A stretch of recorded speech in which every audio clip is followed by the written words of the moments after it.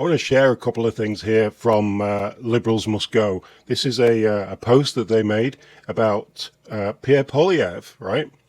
We're going to go somewhere with this in the second part, but this is Pierre Poilievre saying how he was honest in everything that he did in the run-up to the election, and saying how the Liberals were not honest, and then we're going to look at why they weren't honest and what's going on now. This interview that Poilievre did with the CBC over the weekend, it was CBC did an interview with Pierre Poilievre today. The reporter asked him why he thinks he lost his own riding, and he had a great reply. He told her that it's because his riding was an Ottawa riding with a lot of public servants, and that he was clear he would cut the federal bureaucracy. He said that the public sector's union ran an aggressive campaign against him. He told her that he could have been dishonest and hid his plans like the Liberals did, but he had an entire country to represent, and he had to be honest with the people. Okay. Honesty usually gets you somewhere, doesn't it? Usually gets you everywhere. But when it comes to the Canadian election, it lost the election for Poilievre. Because look at what's going on now. We're a couple of months post-election now, right? And the headlines are, this was on July the 10th, Canadian government tells employees they may face job cuts as Mark Carney looks to trim spending. Basically, he's cutting the government, which is, I agree, it's a good thing to do. There is too much bureaucracy. But he hid that, didn't he? He never said that that's something that he's going to do. He waited for all these people, all these liberal bureaucrats and people working in the public sector to vote for him. To vote for him and not vote for Poilievre, who was going to cut public sector jobs. Given the scope of requested spending reductions, adjustments to our workforce may be necessary, said the memo. Wow. This was from Bloomberg, which I think is owned by this guy.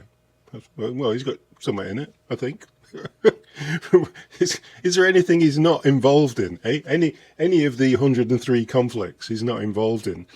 The Canadian government told employees they may face job losses as Prime Minister Mark Carney searches for spending cuts to keep the budget deficit in check. You know what? Just as an off thing here, if you want to keep the spending deficit in check, stop giving money to other countries in the billions and stop paying for, I don't know, Europe to defend Canada. We are reaching NATO's 2% target this year. We've arrived at this summit looking forward with a plan to help lead with new investments to build our strength. This morning, Canada, or just now, I guess it went into the afternoon, Canada and our allies agreed to a new defense investment pledge, which secures Canada's strategic and security goals. Like we're pumping money into European defence mechanisms, but we live in Canada.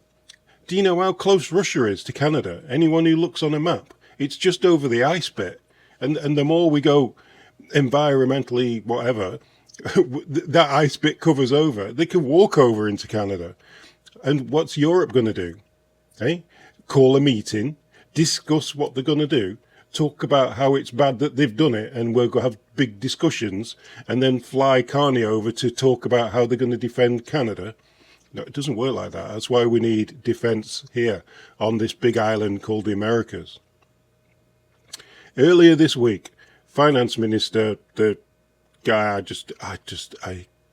I can't stand that guy, asked members of his cabinet to find billions of dollars in savings to help the government pay for major expenditures on defence, infrastructure and capital projects.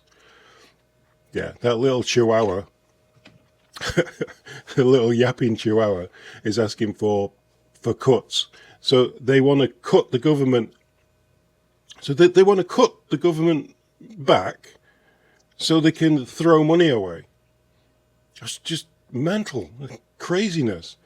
Like, if we'd have got a Poilievre government, we would have got the cuts in the government, which everybody wanted. But we wouldn't still be sending billions abroad to fund wars and stuff, would we?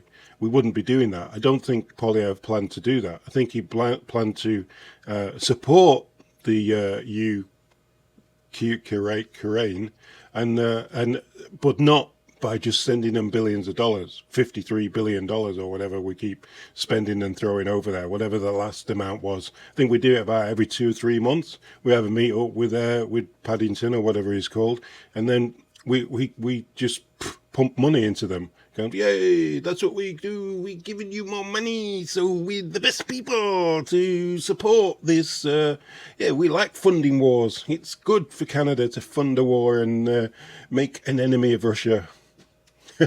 Or an enemy of anybody, really, because Canada just sits on both fences, doesn't it? Remember when Jolly just went off and she was talking to Muslim people and then talking to Jewish people, and she was like, yeah, we agree with you. Oh, yeah, we agree with you. And they just can't pick a side, can they? They can't pick a side. As a government, you should be picking a side. I think you should. I think you should stick to one side and either say good side, bad side. I think they did. I think they have done in the Russia-Ukraine war, because they picked Freeland's home country, because she's obviously an MP and that's where she lives, or where her family lives and stuff. So yeah, So we picked Freeland's choice on that one. Like, yeah, help them, help people, but we don't need like that. So that the money that we're sending there, if you saw Sunday's video, you'll see a woman in the street begging for food and begging for money, right? We should have money here invested in our own people in this country. We shouldn't be sending, I know a lot of you guys, a lot of you liberals who watch this, you'll be well against this, well against it.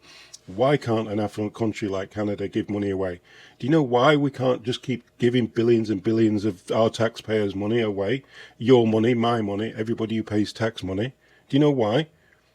Because we have issues here. We have major issues in Canada, major issues. People who can't afford to buy a house, people who can't afford to buy food, people who can't afford to just live their lives, people lining up for food banks. We have all that here. And then we have what's now going to be one of the biggest recessions looming, with more job cuts in the government sector, and every sector is going to get cut. Housing is unaffordable.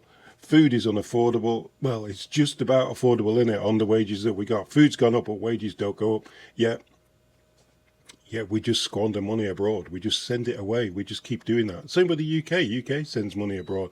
Actually, UK pays to house asylum seekers in hotels and feeds them 3 meals a day, yet people on the street, if you watch some of the YouTubers in the UK, people on the street, they've got nothing. They've got nothing and they've got no help. And the same here. People on the street, they've got nothing and they got very little help. We have a health service that could do with an influx of $53 billion or whatever it is we keep sending away.